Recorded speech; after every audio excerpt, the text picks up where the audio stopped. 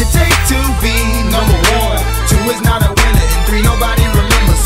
What does it take to be number one? Welcome to Wrestling 101, episode number 2.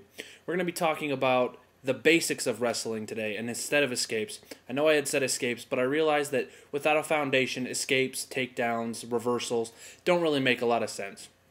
So we're going to start with the basics. In college wrestling, there are 10 different weights. You have 125, 133, 141, 149, 157, 165, 174, 184, 197, and finally heavyweight, which has a maximum weight of 285 pounds. Alright, in college wrestling, you have 2 different forms of competition, both duels and tournaments. In duels, you have 2 teams wrestling against each other at all 10 weights, scoring team points to see who wins. In each individual match, you score match points, and that determines who the winner is. If in a match you win by 7 or fewer points, you earn 3 team points for your school. If you win by 8 or more match points, you get what is called a major decision, which earns your school 4 team points. Now this is where it gets a little murky.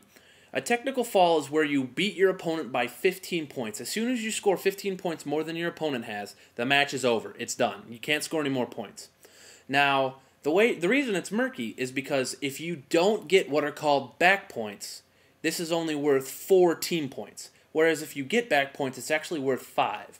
Now I'll explain in detail what back points are in a later video, but basically think of it like you're getting turned onto your back. You don't get pinned, but you're at an angle where this is the bottom side of my hand would be your back, and you're past the 90-degree angle, and you are there for a 2 count.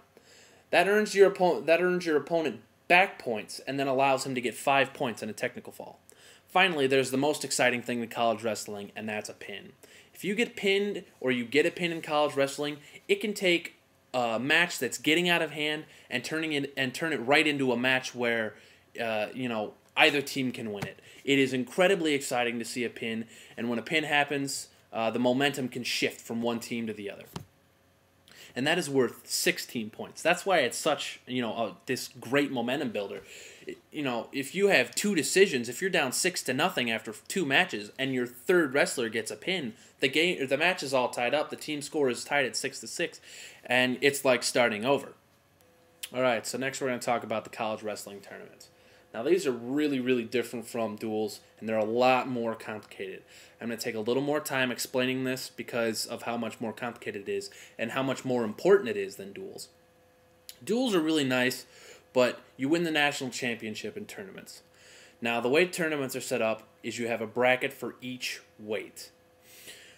If at 141 a team has a wrestler finish first place, that first place wrestler earns 20 points for their team.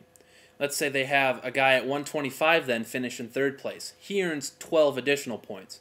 Those points add up throughout all the weights that they have qualified, and that ends up as their final team score. The goal at each weight is to finish as high as possible. But let's say you lose in the first round. There's also what's called the wrestlebacks or consolations.